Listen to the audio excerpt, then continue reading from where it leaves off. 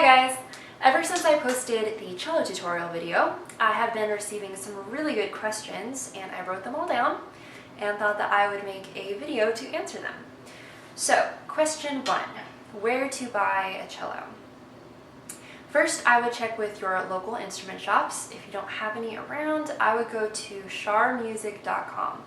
And I know they do this with violins and violas. I'm not sure about cellos. I think they do. Is that they'll send you 2 or 3 and you can try them out at home, and then whichever ones you don't like, you can send back. Question number 2. What size to buy? This is really, really difficult to answer. Everybody is different.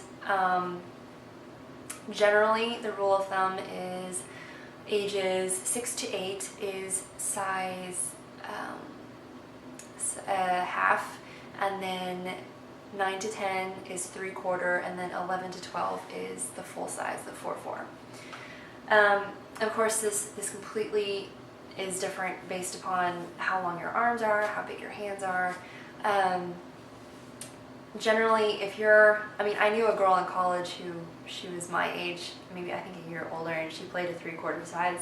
So it just depends on how small your hands are. Generally, you want the peg to go right behind your left ear.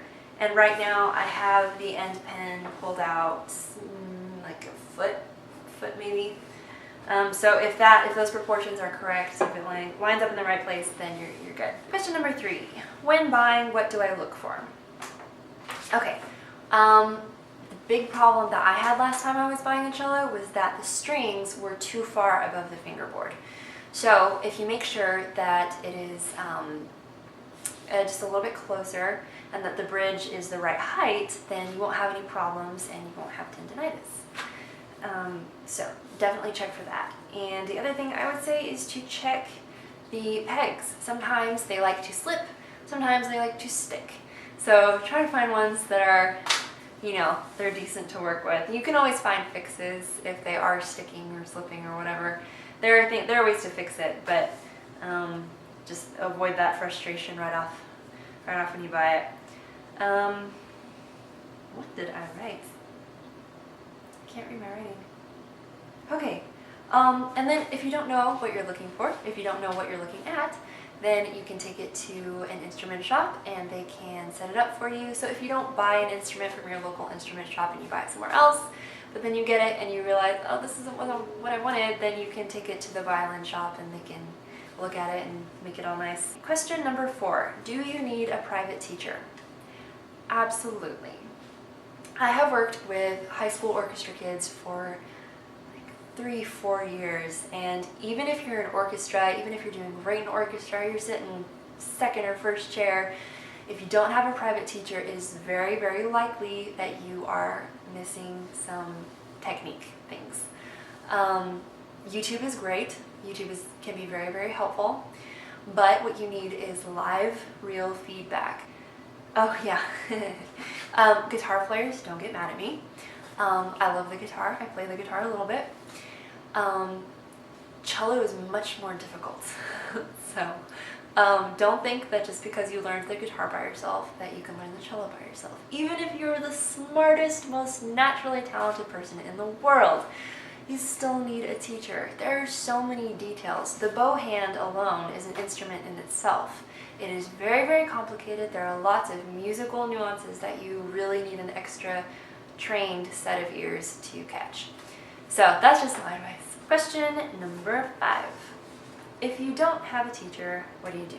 The most important thing is to make sure that your position and your posture are good, which you can get from a YouTube tutorial, and you can look at my cello basics video if you like.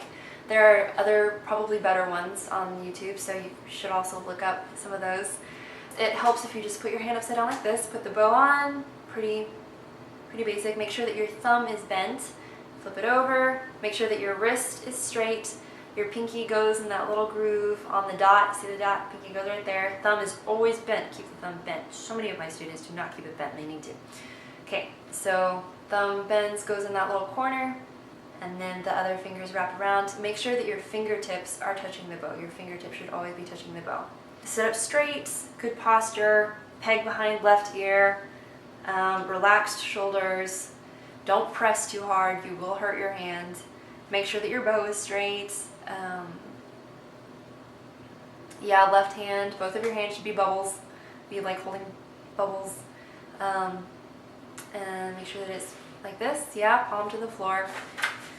So yeah, those are the basics. Like I said, go look up some other tutorials. I think those will really help you. I would also recommend, if you can, this one is for violin. Oh yeah, this is a violin book, but the cello ones are very, very good. I would definitely get an Essential Elements book. Just get the first couple of them. They start you out from the very beginning. They help you to read. And then I would also, I'm actually, right after I finish making this video, I'm going to scan this in and post it to my Facebook page. So I'll post a link to that. You can find these and print them out yourselves. These are all of the major and minor scales, 2 octaves, along with the arpeggios. I didn't see that. And they have all the fingerings that you'll need, and thirds. Look at that. Everything you will need.